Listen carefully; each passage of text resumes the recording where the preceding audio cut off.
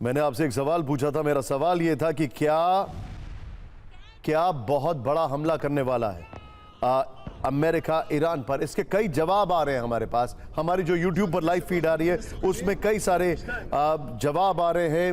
Atom bomb equals to Trump, ये एक सज्जन लिख रहे हैं। कई लोगों ने इस पे कमेंट करना शुरू कर दिया है। ये मेरा सवाल आप सभी लोगों से है कि क्या ट्रंप अगले कुछ घंटों में ईरान पर बहुत बड़ा हमला करने वाले हैं। इस पर जो कमेंट कर रहे हैं सोशल मीडिया पर, मैं यूट्यूब की बात कर रहा हूं, यहां पर अभी कई लोगों का रिएक्शन आना शुरू हो चुका है और मैं कहूंगा आपसे कि इस पर जम के कमेंट करें। आइए जरा, ईरान सिर्फ चेतावनी नहीं दे रहा है, वो लगातार खतरनाक जवाबी हमले कर रहा है।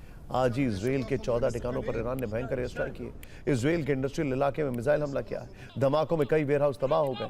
नुआत इंडस्ट्रियल साइट में विस्फोट से हड़कंप मचा। ईरान ने इजराइल के खिलाफ खाड़ी देशों को आज फिर से निशाने पर लिया है। कई जगह क्लस्टर मिसाइलों से हमला किया है। ईरान ने यह भी वार्निंग दी है कि हमले की 100वीं लहर महाविध्वंसक होगी। जानकारी है कि ईरान के हाइपरसोनिक मिसाइलों के टारगेट पर यूएस इजराइल के अहम ठिकाने होंगे। ये मिसाइलें आवाज की रफ्तार से 10 गुना तेज जाती हैं, यानी 1 सेकंड में करीब 3.5 किलोमीटर का फासला तय कर लेती हैं। इनकी सबसे बड़ी खासियत यह है कि ये दुनिया की सबसे उन्नत डिफेंस सिस्टम जैसे थाट और पेट्रियट को आसानी से चकमा दे सकती हैं। इनकी रेंज में पूरा पश्चिम एशिया है, मतलब कतर में अल उदैद अमेरिकी बेस से लेकर जॉर्डन में अटैक एयरक्राफ्ट हब मुफक्फक साल्ती तक निशाने पर होंगे। अब बात 45 दिन के सीज़फायर वाले उस मसौदे की जिसके लिए कहा जा रहा है कि पाकिस्तान पीछे, पर्दे के पीछे से लगा हुआ है। ऐसी रिपोर्ट्स है कि मुनीर की तरफ से रातों रात अमेरिका और ईरान दोनों को होर्मुज को लेकर सीज़फायर का एक प्रस्ताव बनाकर भेजा गया था।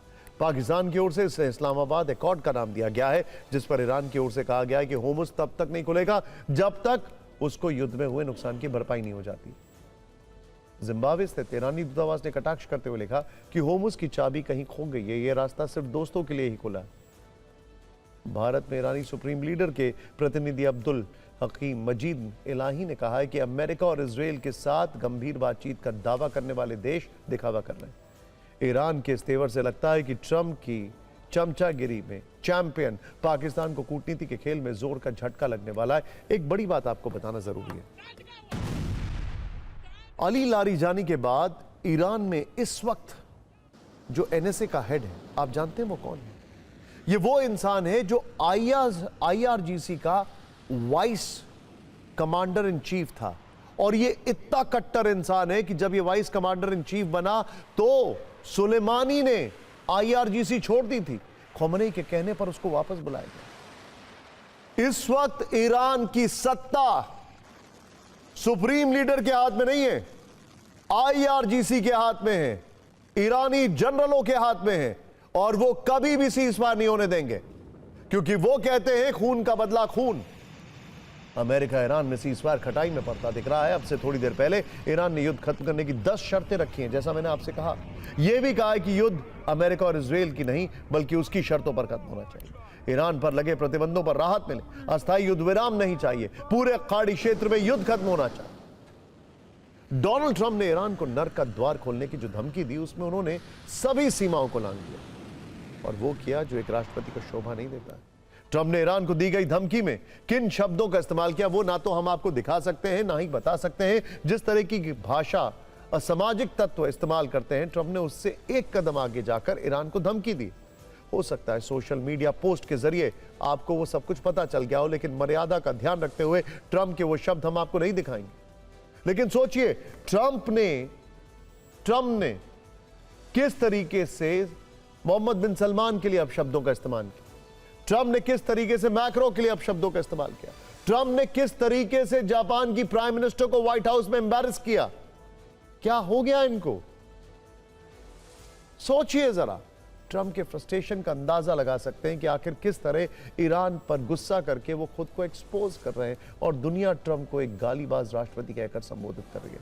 ट्रंप बार बार कह चुके हैं कि होर्मुज स्ट्रेट से उनका कोई लेना देना नहीं है। वो कह चुके हैं कि होर्मुज स्ट्रेट से होकर अमेरिका तक कोई तेल नहीं पहुंचता है। और इस युद्ध में ईरान ने जिस तरह से काउंटर अटैक किया, उसकी कल्पना ट्रंप ने कभी नहीं की होगी, और इसीलिए ट्रंप अब गाली गलौज पर उतर है। फ्रस्ट्रेशन है उनका ये। कल ट्रंप ने ईरान को धमकी में क्या क्या कहा, ध्यान से देखिए।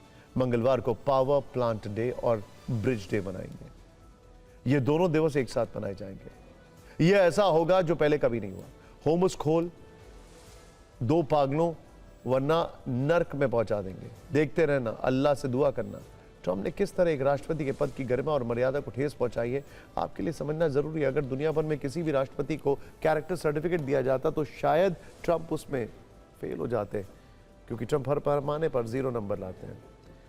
ट्रंप में कूटनीतिक शिष्टाचार शून्य है, संवेदनशीलता शून्य है, गरिमा शून्य है, विश्वसनीयता शून्य है, गंभीरता शून्य है, सेल्फ कंट्रोल, सामाजिक सरोकार, ग्लोबल इमेज, सब कुछ शून्य।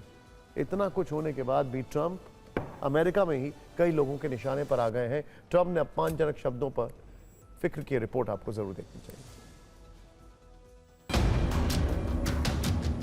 ईरान से 1 महीने से भी ज्यादा समय से चल रहे युद्ध से ऐसा लग रहा है जैसे अमेरिकी राष्ट्रपति डोनाल्ड ट्रंप ने अपना मानसिक संतुलन खो दिया हो।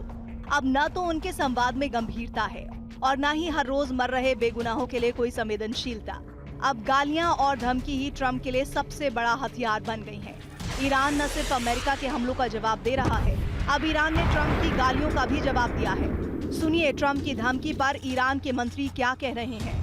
वहीं ईरानी संसद के स्पीकर मोहम्मद बागर गालिबाफ ने ट्रंप की धमकी का जवाब देते हुए कहा, हॉर्मुज़ स्ट्रेट अमेरिका और उसके साथियों के लिए नहीं खुलेगा। हॉर्मुज़ को अमेरिका के लिए नर्क बना देंगे। जंग में ईरान को हुए नुकसान की भरपाई तक हॉर्मुज़ नहीं खुलेगा। सिर्फ ईरान ही नहीं बल्कि अमेरिका में भी ट्रंप की गाली गलौज वाली भाषा का विरोध हो रहा है। डेमोक्रेटिक नेता रो खन्ना ने ट्रंप के ट्रुथ सोशल पोस्ट पर हैरानी जताई।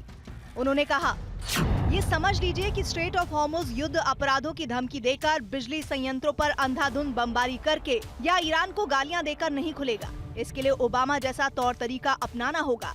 हमें अब इस युद्ध को खत्म करना होगा। हमें तुरंत युद्ध विराम की जरूरत है।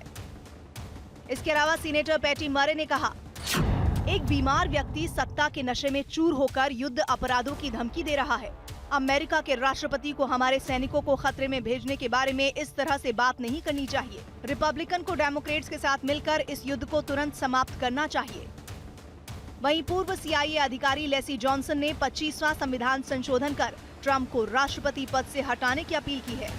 यानी ट्रंप भले ही युद्ध के उन्माद में अभद्र भाषा पर उतरने के साथ ईरान का नर्क जैसा हाल बनाने की धमकी दे रहे हैं, लेकिन ट्रंप शायद ये भूल गए हैं कि ऐसा करते हुए वो पूरी इंसानियत को ही अपना दुश्मन बना लेंगे।